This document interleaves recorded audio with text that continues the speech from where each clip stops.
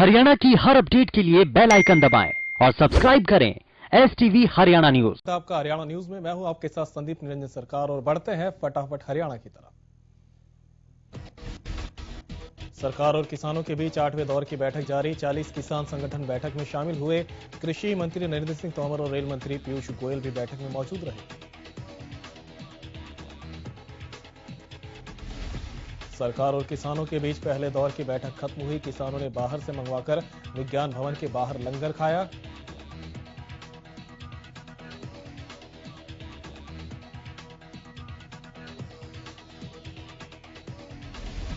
Cabinet मंत्री JP दलाल ने केंद्रीय मंत्री नितिन गडकरी से मुलाकात की। प्रदेश के अलग अलग राजमार्गों और परिवहन विषयों पर चर्चा हुई। लोहारू के डिगांवा मंडी में बाईपास निर्माण की भी मांग की गई।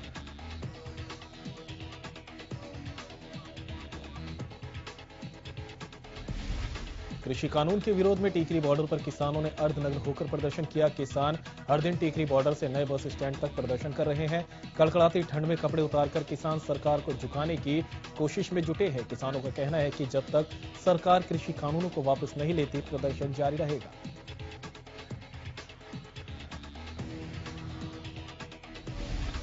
कृषि कानून के खिलाफ किसानों का आंदोलन 40वें दिन भी जारी है। वहीं किसान आंदोलन के साथ रिलायंस के सामान का भी बहिष्कार कर रहे हैं। अंबाला में युवा किसान हाथों में रिलायंस बायकॉट के पोस्टर लेकर आमजन से रिलायंस प्रोडक्ट का बहिष्कार करने की अपील कर रहे हैं।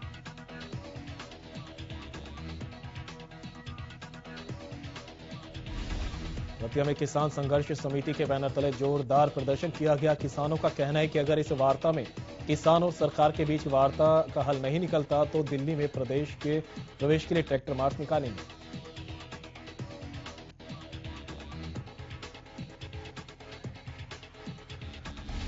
किसानों ने चेतावनी दी है कि अगर आज बैठक में समाधान नहीं निकला तो 26 जनवरी को किसान दिल्ली में बड़ा ट्रैक्टर मार्च निकालेंगे।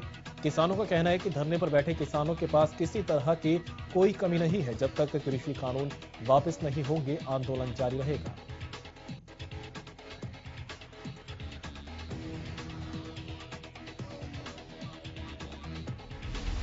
पूर्व सीएम भूपेंद्र सिंह हुड्डा ने रोहतक के सांपला कस्बे में नगर पालिका चुनाव में नवनिर्वाचित चेयरमैन और पार्षदों से मुलाकात की। इसके बाद हुड्डा ने केंद्र सरकार को अपनी हट छोड़ने की नसीहत देते हुए कहा कि किसानों की मांगे जायज है और उन्हें जल्द ही मान लेना चाहिए।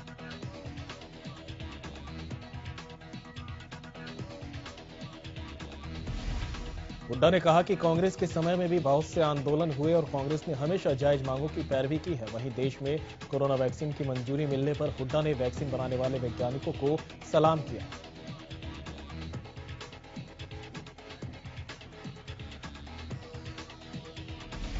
पलवल में कृषि कानूनों के विरोध में चल रहे किसानों के धरना प्रदर्शन में कांग्रेस की प्रदेश अध्यक्ष कुमारी सैलजा पहुंची। इस दौरान उन्होंने कहा कि कांग्रेस इन बिलों के विरोध करते हुए पहले दिन से किसानों के साथ खड़ी है।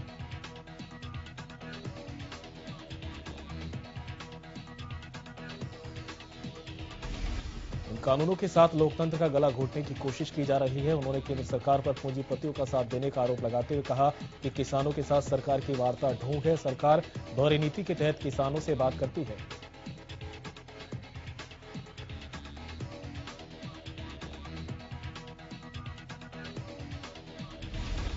रेवाड़ी में दिल्ली कूच कर रहे किसानों को रोकने के लिए पुलिस ने किसानों पर आंसू गैस के गोले छोड़े। दिल्ली की तरफ जा रहे किसानों के एक समूह पर रेवाड़ी जिले के मसानी ओवरब्रिज के पास रविवार की शाम को आंसू गैस के गोले छोड़े।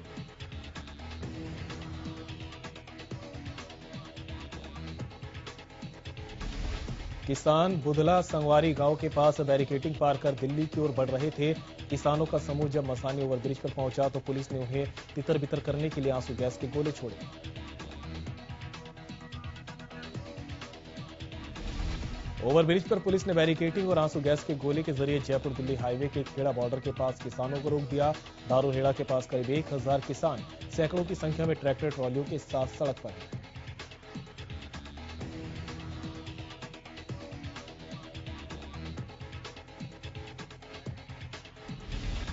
किसानों को चौतरफा समर्थन मिल रहा है। सोमवार को टीकरी बॉर्डर पर चल रहे किसान आंदोलन को समर्थन देने हरियाणवी कलाकार अजय हुड्डा पहुंचे।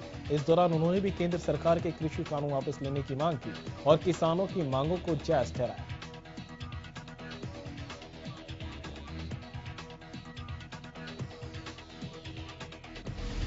उधर किसान आंदोलन में पंजाब से महिलाएं ट्रैक्टर में सवार होकर टीकरी बॉर्डर पहुंच रही हैं। महिलाएं आंदोलन को समर्थन देने के लिए चूल्हा चौका छोड़कर दिल्ली की तरफ लगातार कूच कर रही हैं। सोमवार को बहादुरगढ़ पहुंची महिलाओं ने सरकार पर जमकर हमला किया और कहा कि किसानी में वो कॉरपोरेट का विरोध करती है।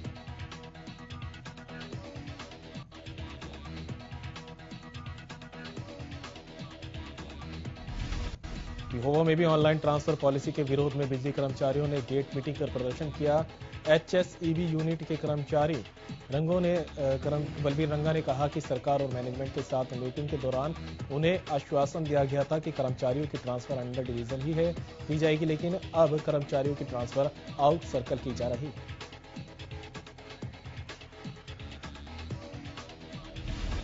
इसी के विरोध में 2 दिन गेट मीटिंग कर प्रदर्शन किया जाएगा। वहीं कर्मचारियों ने कहा कि अगर उनकी मांगें नहीं मानी गई तो आगामी रणनीति तय होगी। उन्होंने कहा कि बीजेपी सरकार भी प्रोटेस्ट को भी अच्छा नहीं समझा जाता तो ये बिल्कुल गलत है।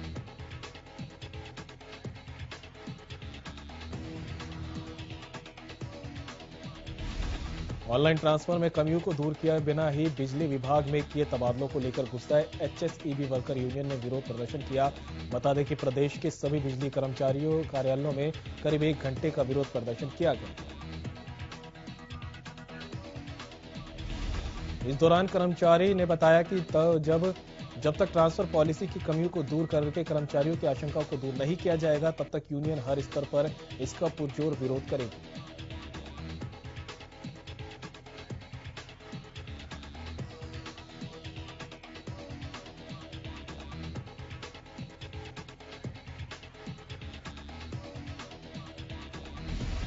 बहादुरगढ़ में भी ऑनलाइन ट्रांसफर पॉलिसी के विरोध में बिजली कर्मचारियों ने प्रदर्शन किया। बिजली दफ्तर के बाहर कर्मचारियों ने सरकार के खिलाफ जमकर नारेबाजी की। कर्मचारियों का कहना है कि अगले 2 दिन तक उनका प्रदर्शन जारी रहेगा। वहीं मांगे पूरी नहीं होने पर कर्मचारियों ने हड़ताल की चेतावनी दी है।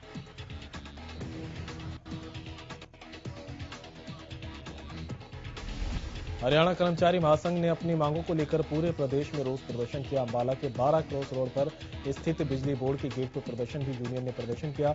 यूनियन नेता का कहना है कि ये प्रदर्शन 2 दिनों तक जारी रहेगा। कर्मचारियों ने कहा कि अगर सरकार ने हमारी मांगे नहीं मानी तो बड़ा आंदोलन किया जाएगा।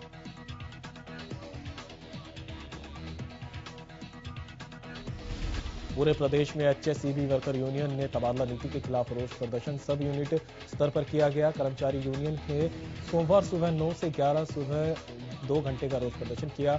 यूनियन नेता देवी प्रसाद भट्ट ने कहा कि ये प्रदर्शन कल 5 जनवरी को भी इसी तरह पूरे हरियाणा में सुबह 9 बजे से 11 बजे तक जारी रहेगा।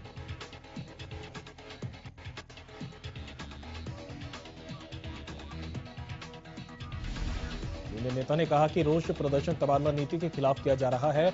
उन्होंने कहा कि सरकार ने अभी तक उनके प्रदर्शन को लेकर कोई बात नहीं कही। अगर सरकार जल्दी उनसे कोई बात नहीं करती तो इस तबादला नीति को नहीं बदलती तो यूनियन को कोई बड़ा फैसला लेना पड़ सकता है और प्रदेश भर में एक बड़ा आंदोलन भी हो सकता है।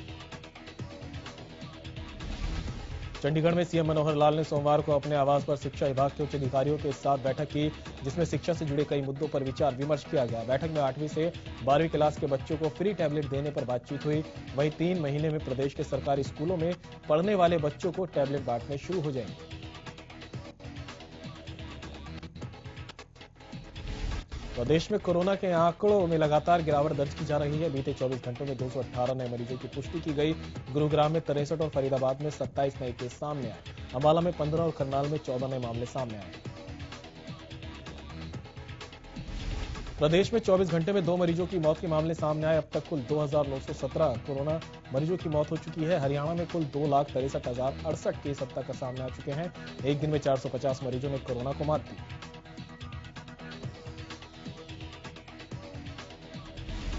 आयुष्मान योजना के बारे में लोगों को जागरूक किया जा रहा है। योजना के अंतर्गत सरकार ने 32 करोड़ रुपए खर्च कर हिसार जिले के 30,000 मरीजों का निःशुल्क इलाज किया।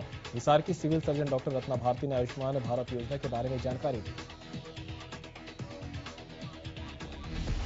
आयुष्मान योजना के बारे में उन्होंने कहा कि इस योजना के तहत जिले में चिन्हित लाभार्थी योजना का लाभ उठाने के लिए जल्द से जल्द अपना गोल्डन कार्ड बनवा लें, ताकि जरूरत पड़ने पर वे इसका फायदा ले सके। इस योजना का उद्देश्य आर्थिक रूप से कमजोर लोगों को स्वास्थ्य बीमा मुहैया कराना है।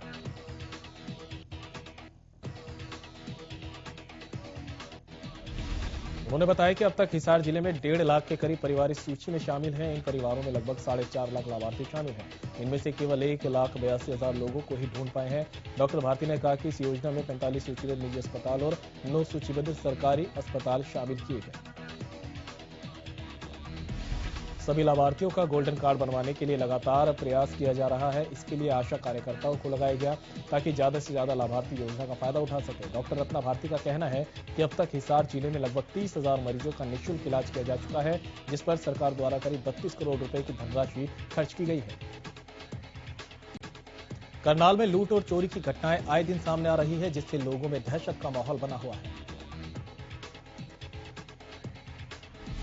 करनाल के एसपी कॉलोनी में रविवार रात को 2 अज्ञात बदमाशों ने घर को बाहर खड़े टेंपो में आग लगा दी और वहां से फरार हो गए। तभी आसपास के लोगों ने टेंपो में अगले हिस्से में लगी आग को बुझाया। सूचना पाकर मौके पर पहुंची पुलिस ने मामला दर्ज कर आरोपियों की तलाश शुरू कर दी है। दिल्ली से सटे गुरुग्राम में क्राइम ब्रांच ने नशे की सबसे बड़ी खेप बरामद की है। दरअसल क्राइम यूनिट को सूचना मिली थी कि नशे के कारोबारी किसी बड़ी खेप को लेकर गुरुग्राम से उकलाना जा रहे हैं। जब क्राइम यूनिट ने पंचगांव के चौक से ट्रक रुकाकर तलाशी ली तो टीम की तलाशी के दौरान 21 क्विंटल गांजा बरामद की।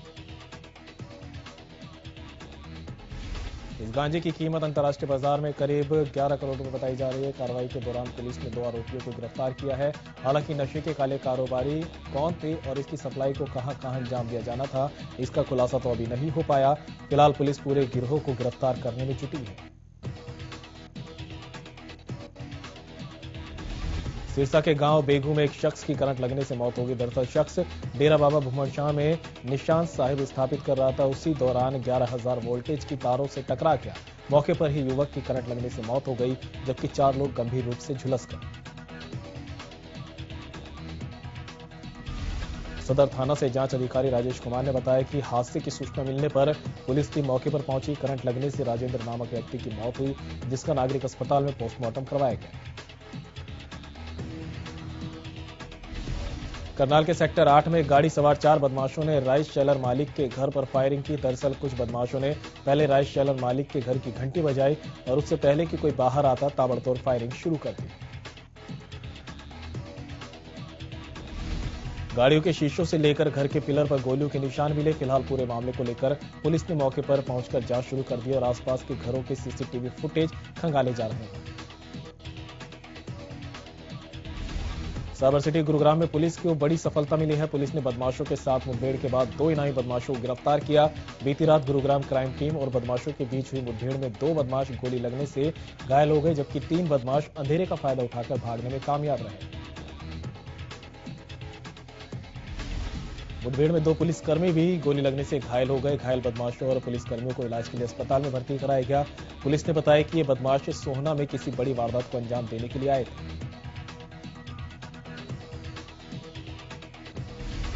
फरीदाबाद में गौ तस्कर और गौरक्षक के बीच जमकर फायरिंग हुई। डबुआ सब्जी मंडी से गौ तस्कर गायों को भरकर ले जा रहे थे। इस दौरान सूचना मिलने पर गौ सेवा वाहिनी मौके पर पहुंचे। बदमाशों ने गौरक्षकों को देखते ही उन पर गोलियां चलानी शुरू कर दी।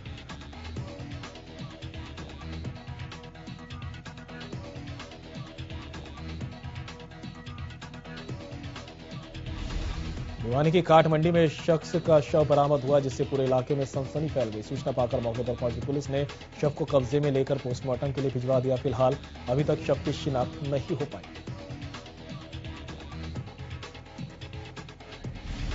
भिवानी में एक महिला की मौत का मामला सामने आया। दरअसल नीना गांव के पास सड़क किनारे एक अज्ञात महिला का शव मिला था। मृतक महिला की दोनों टांगे बुरी तरह से टूटी हुई थी। सूचना पाकर DSP headquarter Virendra Singh police बल मौके पर पहुंचा और जांच शुरू की।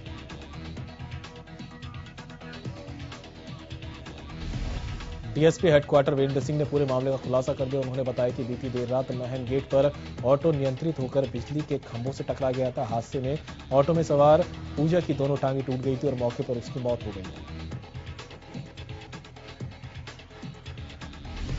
महम के खरक बैसी गांव में नहर टूटने से गांव के सैकड़ों एकड़ जमीन नहर के पानी की चपेट में आ गई। सूचना मिलते ही पूर्व विधायक आनंद सिंह दांगी मौके पर पहुंचे। इस दौरान उन्होंने सरकार पर निशाना साधा। उन्होंने कहा कि सरकार प्रशासन हर मोर्चे पर विफल है। इस दौरान उन्होंने बताया कि सुबह नहर टूटी थी, जिसके बाद उन्होंने प्रशासन को इसकी जानकारी दी, लेकिन 6 घंटे बाद जेसीबी और रेत के डंपर पहुंचे, जिससे किसानों की लगभग सैकड़ों एकड़ खेती जलमग्न हो गई। आनंद सिंह डांगी ने सरकार से मांग की है कि किसानों को 1 लाख रुपए का मुआवजा दिया जाए। बीते दिन गाजियाबाद के मुरादनगर में शमशान घाट की छत गिरने से बड़ा हादसा हो गया था। इसी बीच अब ऐसा डर कलायत के शमशान घाट को लेकर भी बना हुआ है। दरअसल प्रशासन द्वारा करीब 2 साल पहले कलायत शमशान घाट में शेडों का निर्माण शुरू किया गया था, लेकिन पैसों की कमी की वजह से पिछले 1.5 साल से निर्माण कार्य बंद पड़ा हुआ है। जो पिलर बनाए गए थे उनके पास से मिट्टी धंसना शुरू हो गई है। वहीं कई पिलर के पास से कई फुट तक मिट्टी धंस चुकी है।